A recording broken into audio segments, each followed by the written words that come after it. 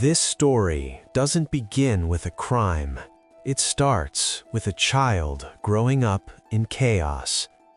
Before Richard Speck became one of the most infamous names in American crime history, he was just another troubled kid drifting through broken homes, violence, and alcohol.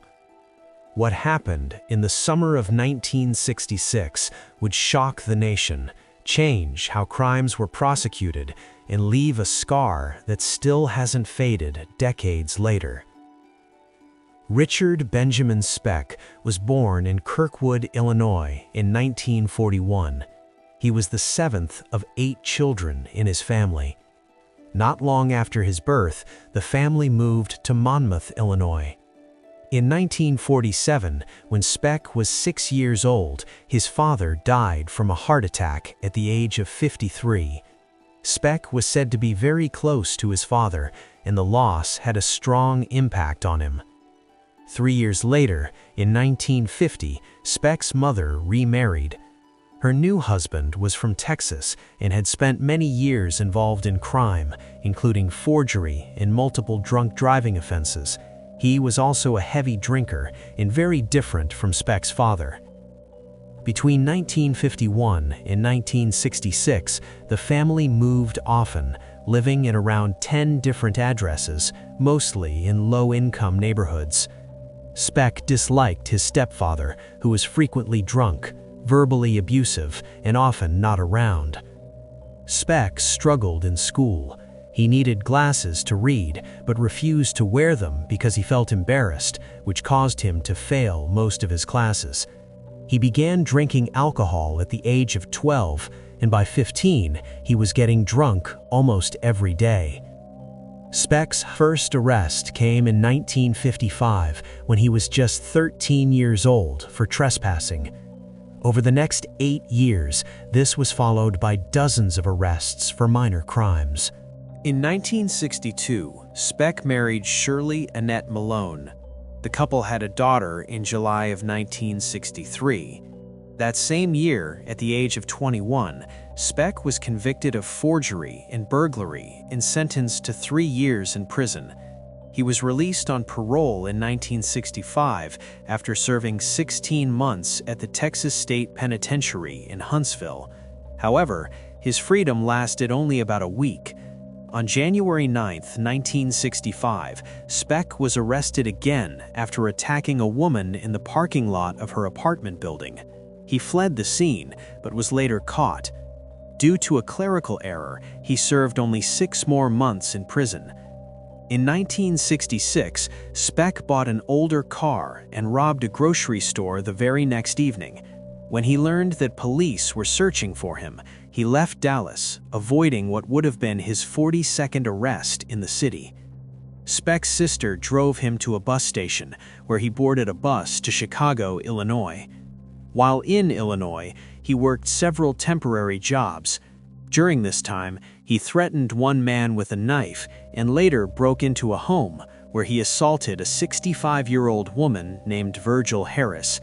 About a week later, on April 19, 1966, Speck killed a 32-year-old woman named Mary Catherine Pierce. Realizing that police were closing in on him, he left the area and returned to Chicago. Back in Chicago, Speck continued working odd jobs.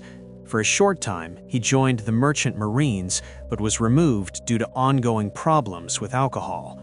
On the night of July 13, 1966, Speck left a local bar at around 10:20 p.m. and began walking toward a townhouse located at 2319 East 100th Street in Chicago's Jeffrey Manor neighborhood. The townhouse was being used as a dormitory for student nurses. Speck entered the building late that night, while several women were inside.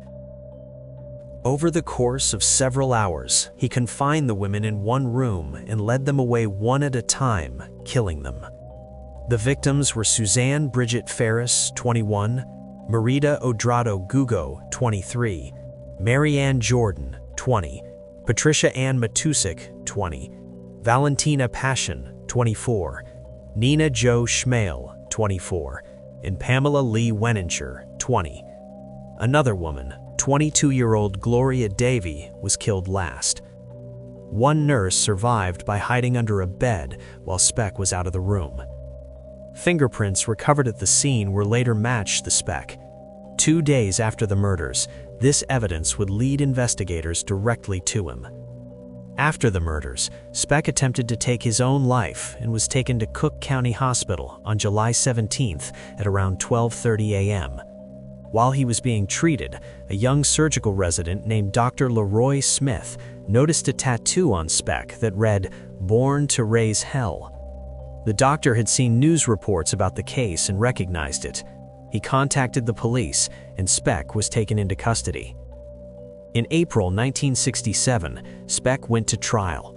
After less than an hour of deliberation, the jury found him guilty and recommended the death penalty. In June 1972, the U.S. Supreme Court ruled that the death penalty was unconstitutional. Because of this decision, Speck was brought back to court later that year.